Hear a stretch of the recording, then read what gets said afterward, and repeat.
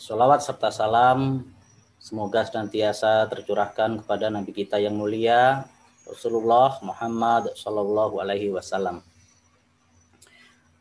Para pemerhati Syariah Community yang semoga senantiasa dirahmati oleh Allah. Ya, tema kita adalah jangan pernah meremehkan kebaikan sekecil apapun. Sebelum kita bahas tema kita, hendaknya kita semua ingat dan jangan lupa bahwa kita semua diciptakan hanya untuk beribadah kepada Allah Subhanahu wa taala.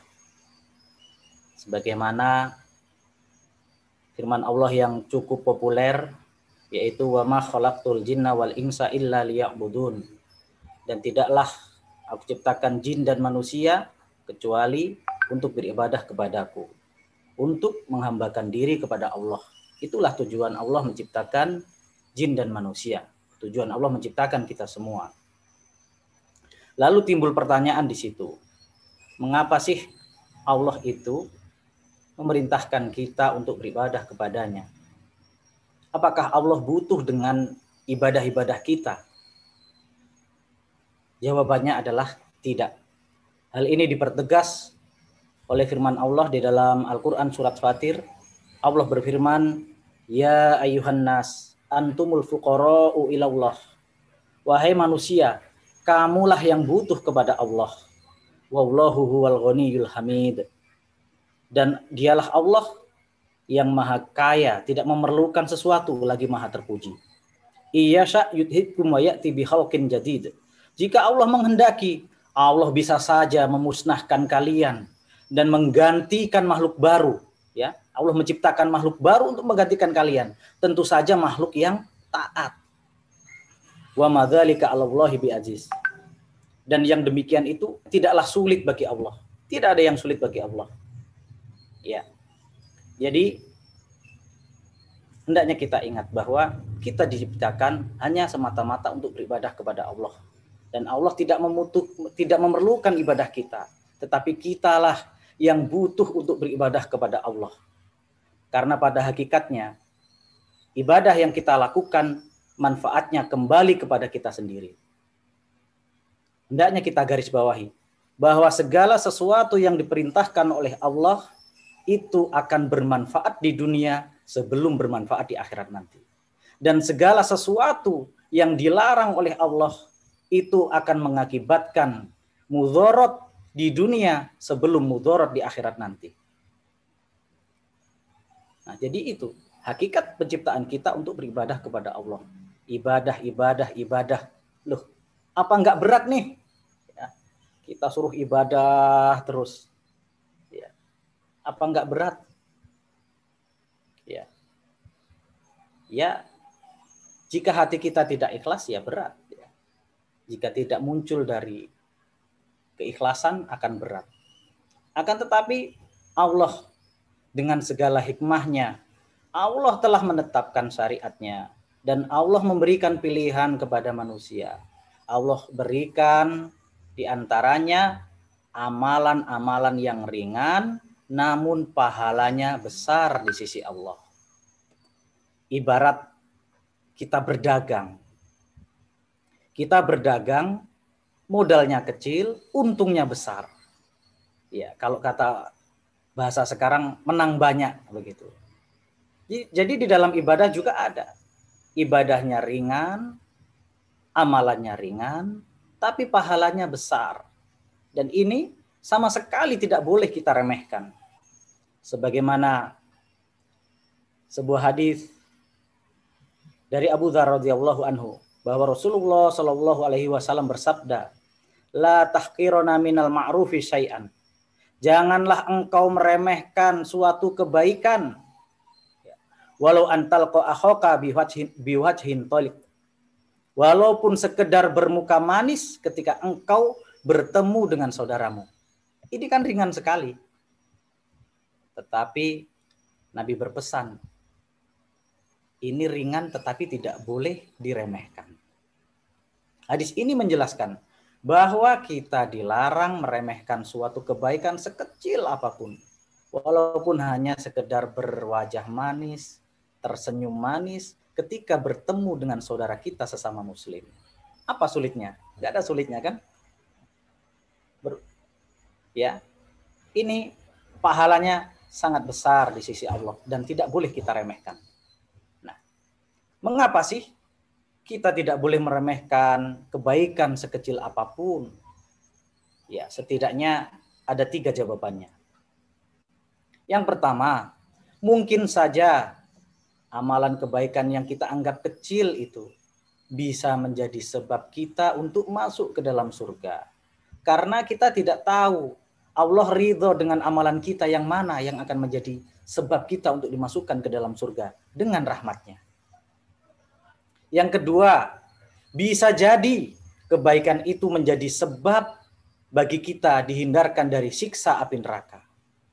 Dan yang ketiga, jika kita remehkan, maka bisa jadi kita tidak jadi mengamalkannya. Ya, nanti akan saya sebutkan contoh-contohnya. Ya seperti tadi, cuman senyum aja kan nggak berat, ringan. Tetapi diremehkan, akhirnya tidak jadi beramal kalau kita remehkan begitu. Ya, berikutnya coba kita akan coba mengulas beberapa amalan ringan, tetapi pahalanya besar di sisi Allah. Ya, kita akan mendapatkan pahala yang sangat besar dari amalan yang ringan ini. Yang pertama adalah menyingkirkan gangguan di jalan. Ya, sangat banyak sekali hadis yang membahas hal ini. Ya, menyingkirkan gangguan di jalan. Rasulullah Shallallahu Alaihi Wasallam bersabda, "Laqad ra'aitu rajulan yataqallabu fil jannah fi sajaratin qata'aha min dhahrit thariq kanat tu'dhin nas." Sungguh, aku telah melihat seorang laki-laki yang mondar-mandir menikmati berbagai kenikmatan di dalam surga karena amalan besar, bukan, tetapi karena amalan ringan, yaitu dikarenakan sebuah pohon yang dia tebang dari tengah jalan, yang mana pohon itu selalu mengganggu manusia. Artinya ada pohon tumbang di tengah jalan, pohon itu mengganggu orang lewat. Ya, mengganggu kalau ada orang lewat, dia bisa jadi mengganggu. Maka pohon itu dia singkirkan, dia tebang supaya tidak mengganggu manusia, tidak mengganggu orang-orang yang lewat di sana. Dan dengan sebab itu Allah ridho kepadanya dan masuk ke dalam surga. Hal ini juga semakna dengan kita menyingkirkan gangguan di jalan. Misalnya kita sedang naik motor ya, kita lihat ada paku misalnya, berhenti, kita singkirkan. Itu pahalanya sangat besar. Sebagaimana yang disebutkan oleh Rasulullah Shallallahu Alaihi Wasallam bahwa hal itu bisa jadi menjadi sebab seseorang masuk ke dalam surga. Yang kedua, sedekah, ya, walaupun sedikit. Sedekah walaupun sedikit. Nggak punya harta banyak, nggak punya uang banyak, bisa sedekah dengan jumlah yang sedikit. Sebagaimana Rasulullah Shallallahu Alaihi Wasallam bersabda, "Fattaqun naro walau bisyiqqit tamroh." Lindungilah diri kalian dari siksa api neraka walau dengan sedekah separuh kurma. Ya, kurma setengah. Itu kata Nabi Muhammad SAW bisa menjadi sebab kita dimasukkan ke dalam surga. Kalau nggak punya bagaimana? Famalam yajid fabikalimatin thayyibah. Jika tidak ada juga, kurma separuh aja nggak ada, maka bersedekahlah dengan tutur kata yang baik. Ya. Ini ringan sekali. Ya. Sedekah hanya dengan separuh biji kurma. Ya. Kemudian ada kisah yang menakjubkan tentang seorang ibu dan 3 butir kurma. Kisah ini diriwayatkan oleh ibunda kita Ummul Mukminin Aisyah radhiyallahu anha. Beliau berkata, suatu hari datang ke seorang wanita miskin bersama 2 orang putrinya. Maka aku pun memberikan ibu itu 3 butir kurma. Jadi pada waktu itu tidak tersedia apa-apa di rumah ibunda kita Aisyah. Punyanya hanya 3 butir kurma itu. Itu dihidangkan sebagai bentuk ikramud duyuf, sebagai bentuk memuliakan tamu. Lalu ibu itu memberikan kurma 3 butir itu, 1 butir diberikan kepada anaknya, 1 butir lagi diberikan kepada anak yang satunya. Yang 1 butir rencananya akan dimakan sendiri oleh beliau. Belum sempat dimakan, ya, baru mulutnya buka, ini mau dimakan ini kurma yang sebutir itu. Ya, kurma kedua anaknya ini sudah habis. Kemudian kurma itu diminta oleh kedua anaknya. Ya, mungkin Bu minta, Bu itu buat saya, Bu buat saya gitu. Akhirnya oleh ibu itu kurma itu dibelah menjadi 2, kemudian diberikan kepada kedua anak mas ke tengah. Maka Aisyah radhiyallahu anha takjub melihat peristiwa itu. Lalu beliau mengabarkan perbuatan ibu itu kepada Rasulullah Shallallahu Alaihi Wasallam. Maka Rasulullah bersabda, sungguh Allah telah mewajibkan baginya surga atau membebaskannya dari api neraka. Hadis riwayat Muslim. Jadi hanya sedekah kurma. Padahal kurma itu juga didapat dari sedekah, ya, hidangan dari Aisyah. Disedekahkan kepada kedua anaknya masing-masing setengah. Kata Nabi, hal itu bisa menjadi sebab masuk surga atau bisa menjadi sebab dibebaskannya ibu itu dari api neraka. Sangat menakjubkan, luar biasa. Ini amalan yang sangat ringan. Saya rasa ya kalau pemirsa sekalian ya, masa cuman kurma aja mungkin bisa lah sedekah 1 kilo, 2 kilo ya. Apalagi sekarang ya, insya Allah kaum muslimin di zaman sekarang ini lebih dibukakan ya pintu rezekinya daripada para sebagian sahabat Nabi pada zaman dahulu. Ya, itu sedekah masih modal, Ustadz ya, masih modal, masih perlu modal. Ya, kalau yang nggak modal ada juga amalan ringan berpahala besar yang berupa amalan lisan, tidak modal duit, ya, hanya berupa ucapan-ucapan, ya. Di antaranya adalah yang pertama membaca Al-Quran. Rasulullah Shallallahu Alaihi Wasallam bersabda, siapa yang membaca 1 huruf dari Al-Quran, maka baginya akan ditulis 1 kebaikan dengan bacaan tersebut. Dan 1 kebaikan akan dilipat gandakan menjadi 10 kebaikan semisalnya. Dan aku tidak mengatakan alif, lam, mim 1 huruf, akan tetapi alif 1 huruf, lam 1 huruf, dan mim 1 huruf. Bayangkan, membaca Al-Quran salah satu fadilahnya adalah akan ditulis baginya 1 huruf itu 10 kebaikan. 10 kebaikan. Kita membaca surat Al-Fatihah saja sudah berapa huruf itu? Dikali 10 kebaikan. Apalagi tambah lagi kan bulan Ramadan yang insya Allah pahalanya akan dilipat gandakan oleh Allah Subhanahu wa taala. Ya. Kita kapan lagi nggak semangat baca Quran kalau tidak di bulan Ramadan? Kan biasanya di bulan Ramadan lebih bersemangat. Ya. Kalau di bulan Ramadan saja nggak semangat, di bulan lain bagaimana? Lebih kendor lagi mungkin, ya. Oh, membaca Al-Quran mungkin ya masih malas juga. Kurang ringan. Ya. Ada zikir-zikir mutlak. Ya. Jadi zikir itu ada 2, ada yang mutlak, ada yang muqayyad. Kalau mutlak ini tidak terikat jumlah dan waktu. Kalau muqayyad ini terikat dengan waktu-waktu tertentu dan jumlah-jumlah tertentu. Itu ditentukan kaifiatnya, tata caranya. Ya. Contoh, ya, saya ingatkan bahwa yang saya sebutkan di sini bukan pembatasan ya. Ini hanya beberapa contoh. Ya.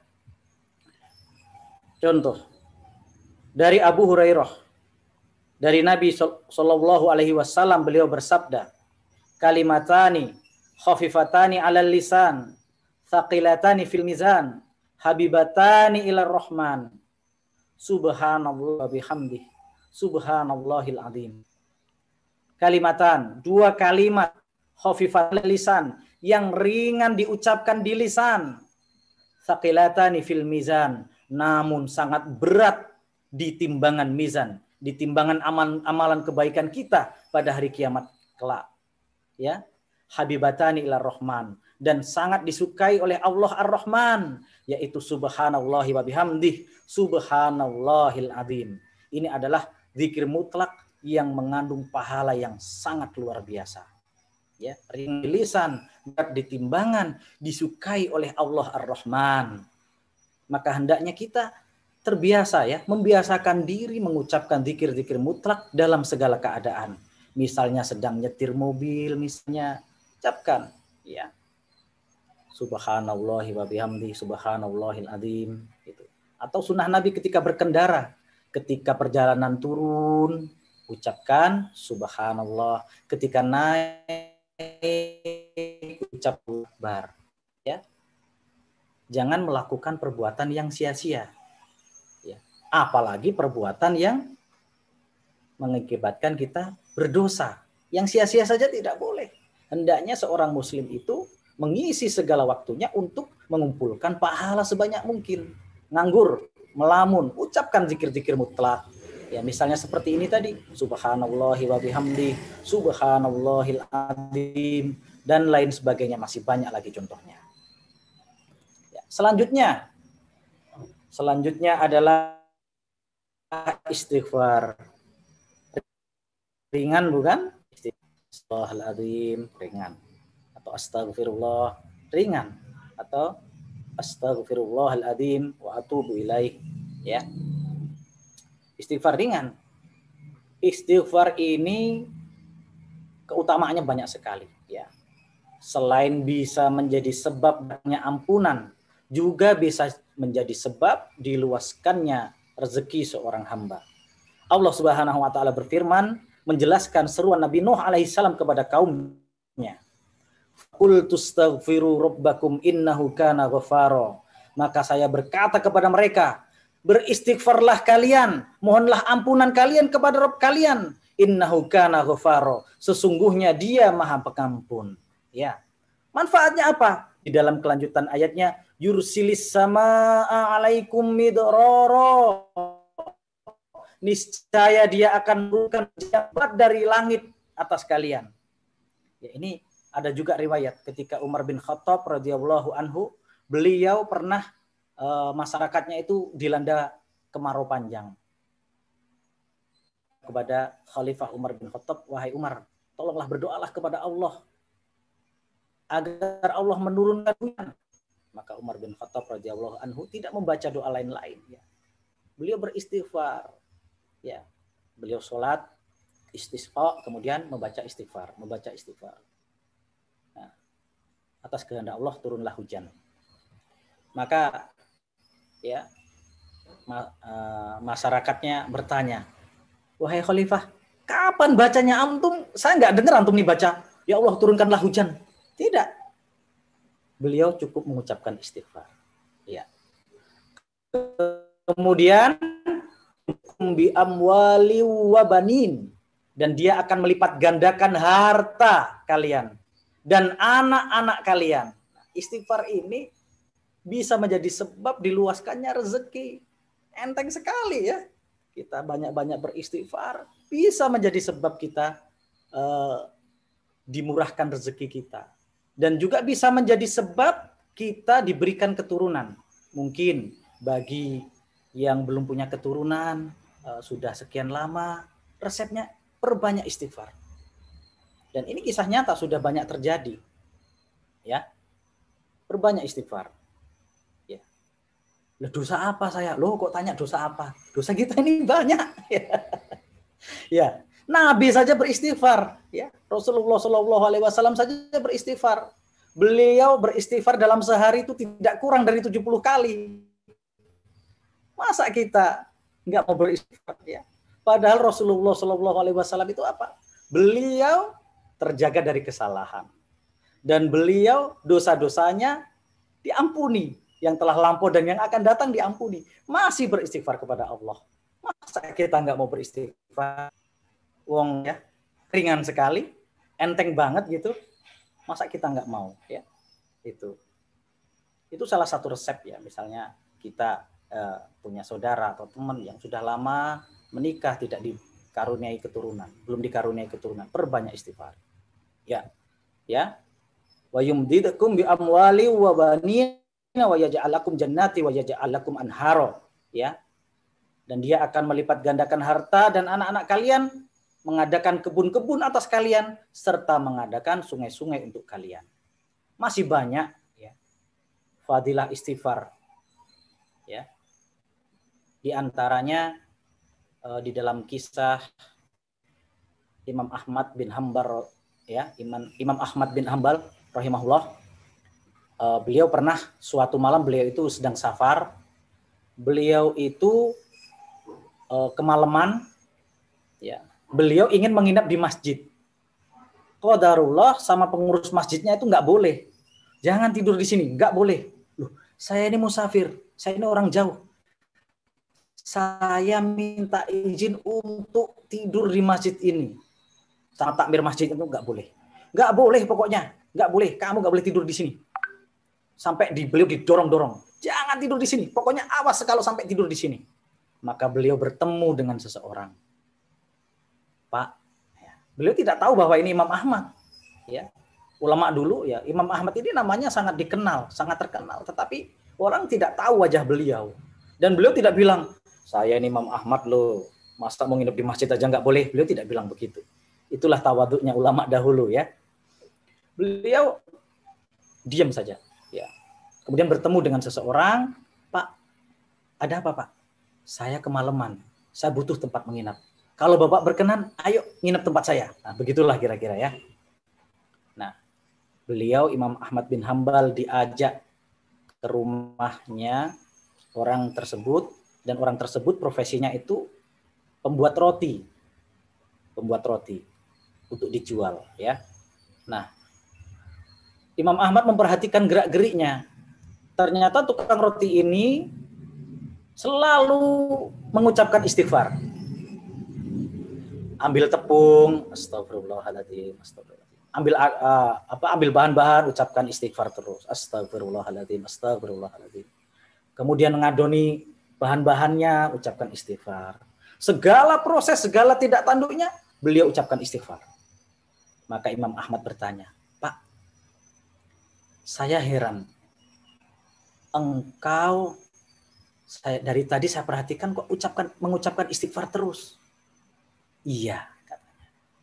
Apa manfaat yang engkau dapatkan? Ya, apa manfaat yang engkau dapatkan dari engkau mengucapkan istighfar terus ini? Maka orang tersebut menjawab, aku ya dari istighfar ini, dari amalan beristighfar ini, saya dapati bahwa tidak pernah keinginan saya yang tidak dikabulkan oleh Allah. Segala keinginan yang saya inginkan di dalam hati saya, semuanya dikabulkan oleh Allah Subhanahu wa Ta'ala. Tetapi hanya satu yang belum dikabulkan. Apa itu, Pak? Saya ingin bertemu dengan Imam Ahmad. Ya. Kemudian Imam Ahmad pun terharu. Pak, tahu nggak? Saya ini Imam Ahmad. Inilah luar biasanya istighfar. Ya, gitu. Ya, kita lanjut. Masih lama nggak waktunya, Ustaz? Ya. Nanti saya kasihkan cerita, saya takutnya waktunya nggak cukup nih, Ustaz. Ya. Berikutnya amalan ringan. Mau dapat rumah? Mau nggak dapat rumah? Rumahnya bukan sekedar rumah mewah. Bukan rumah sederhana. Ya. Bukan RSSSSS. Ya. Rumah sangat sederhana sekali sehingga selonjor saja sulit. Bukan. Ya, serius. Pemirsa sekalian, mau nggak dapat rumah? Rumah yang megah, mewah, luas bagaikan istana. Ini serius. Kalau mau dibangunkan rumah di surga, maka bacalah surat Al-Ikhlas 10 kali. Ringan bukan? Ringan. Allah akan memberikan rumah, Allah akan membangunkan istana di surga bagi orang yang membaca surat Al-Ikhlas 10 kali. Bukan 100 kali, 10 kali. Ya. Ini sebagaimana disebutkan di dalam hadis, man qara'a qul huwallahu ahad hatta yahtimaha asyra marrat banallahu lahu qasran fil jannah. Siapa yang membaca qul huwallahu ahad surah Al-Ikhlas sampai ia merampungkannya sebanyak 10 kali, maka akan dibangunkan baginya istana di surga. Hadis riwayat Ahmad. Ya, enak kan? Baca Al-Ikhlas 10 kali akan dibangunkan rumah di surga. Loh, rumahnya mana, Ustaz? Ya, rumahnya nanti di surga. Wah, nggak seru nih. Maunya sekarang, ya sabar, ya sabar. Justru kita itu lebih banyak di akhirat daripada di dunia ini waktu kita. Ya. Ya. Kalau mau dapat rumah di dunia berat. Mungkin ada ya bagi sebagian orang nggak bisa beli cash. Kalau beli cash berapa Ustadz di Bogor? 700 juta ya. Tipe berapa Ustadz? Tipe 36 500 juta Ustadz. 500 juta. Beli melalui KPR syariah. Yang syariah ya. Yang tanpa riba, tanpa denda, tanpa sita. KPR syariah mungkin bisa menjadi 700 juta harganya. Dicicil 5 tahun, wah berat. Dicicil sampai 10 tahun, bahkan ada yang mencicil sampai 15 tahun. Berat sekali amalan dunia itu untuk mendapatkan dunia. Dan ketika lunas, ya, misalnya kita nyicil, kita beli umur 25 tahun. Dicicil selama 15 tahun, umur 40 tahun baru lunas. Ya. Terus umur kita sampai berapa? Gitu ya. Kebanyakan umat Nabi Muhammad SAW ini antara 60 sampai 70 tahun. Berapa lama kita nikmati dengan bersusah payah, ya, kerja siang malam, banting tulang untuk membeli rumah KPR. Allah beri rumah kita dengan cara yang sangat mudah, yaitu dengan baca surat Al-Ikhlas 10 kali. Itu dalam lingkup ya amalan lisan ya. Ada juga cara lain untuk agar kita dibangunkan rumah di surga. Di antaranya yaitu dengan sholat rawatib ya 12 rakaat ya, sebelum subuh 2 rakaat, ya, sebelum duhur 4 rakaat dan sesudah duhur 2 rakaat. Kemudian sesudah maghrib 2 rakaat dan sesudah sholat isya 2 rakaat. 12 rakaat itu insya Allah juga akan dibangunkan rumah di surga oleh Allah Subhanahu wa taala. Nggak perlu nyicil bertahun-tahun ya. Apalagi ini cukup baca surat Al-Ikhlas 10 kali sudah dapat rumah di surga ya. Ya. Kemudian di akhir ya, sebelum di akhir pemaparan dari saya sekali lagi berpesan, jangan pernah remehkan kebaikan sekecil apapun ya.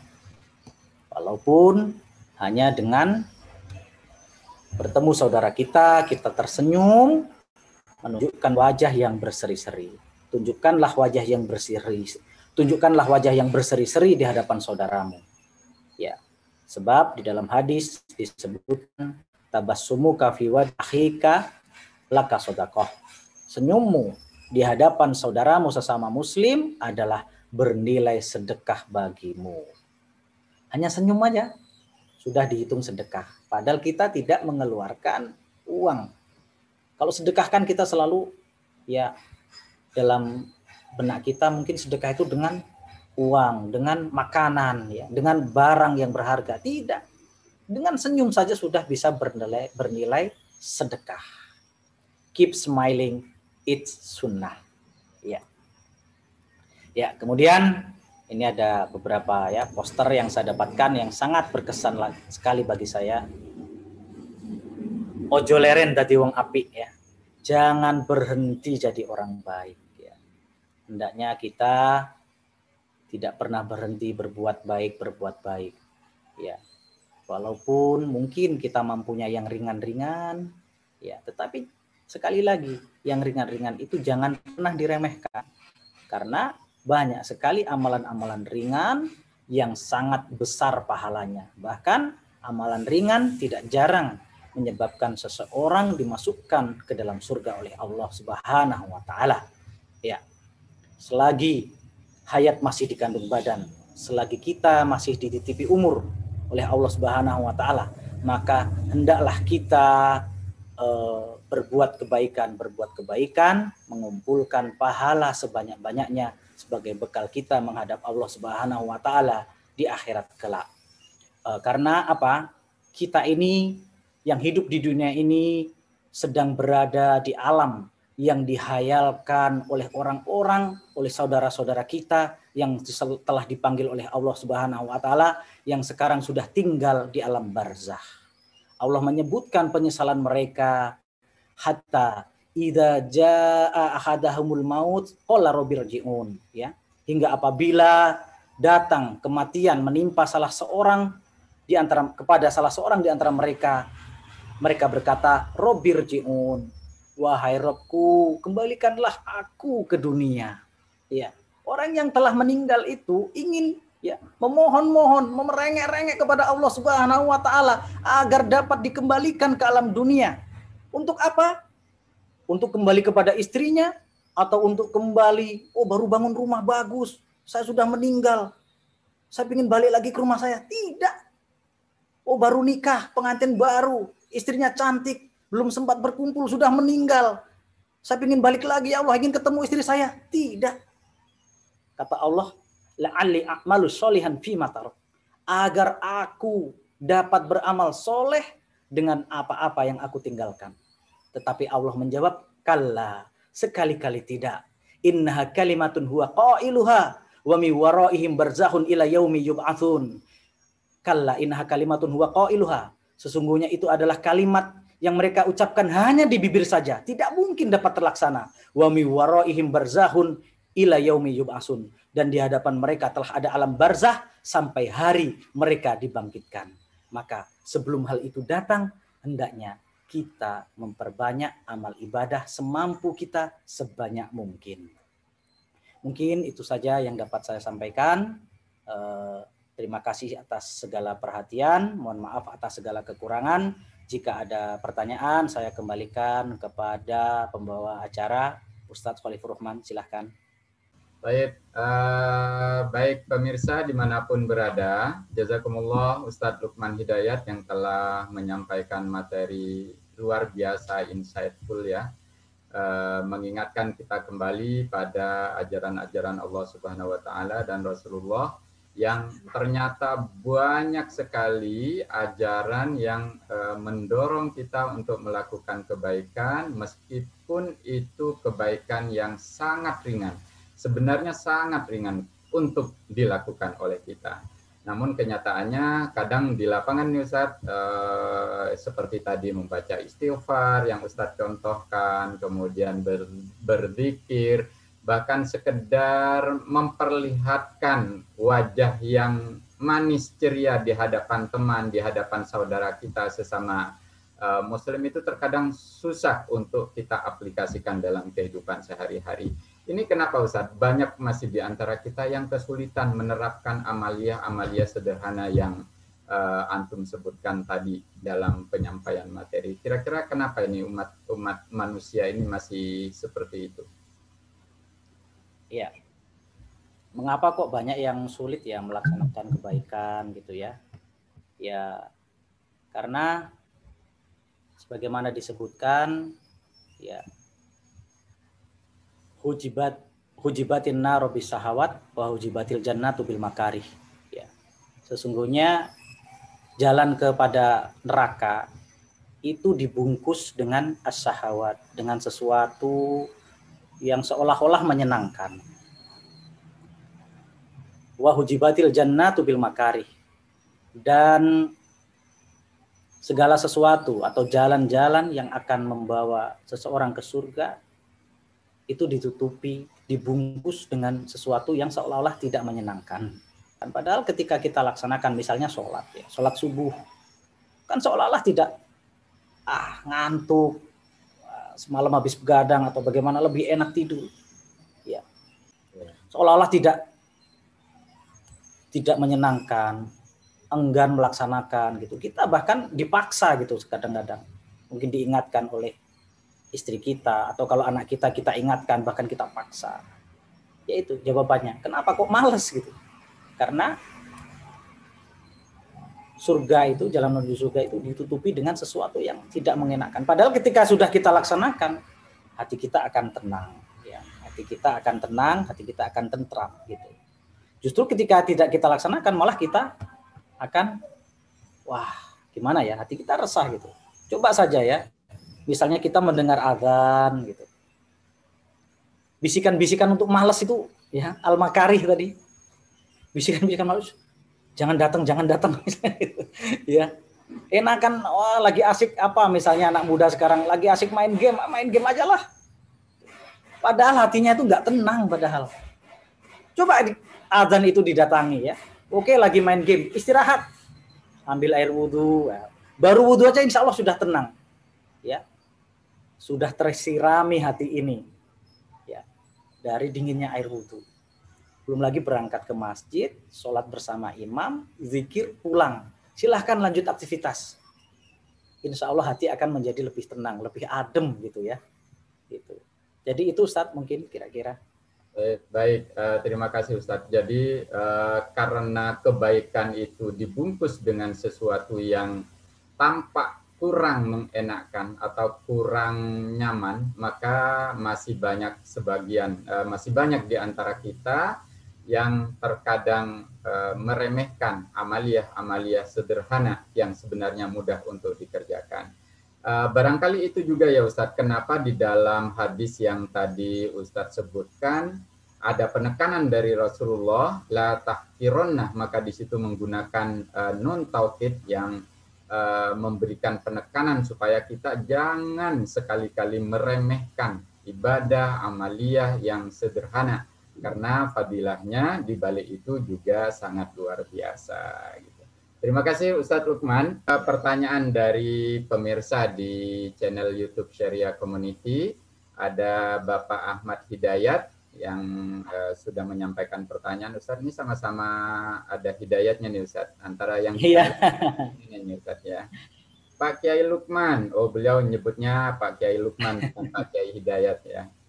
Pak Kiai Lukman mohon bimbingannya bagaimana agar kita dapat melaksanakan amalan-amalan sederhana tersebut.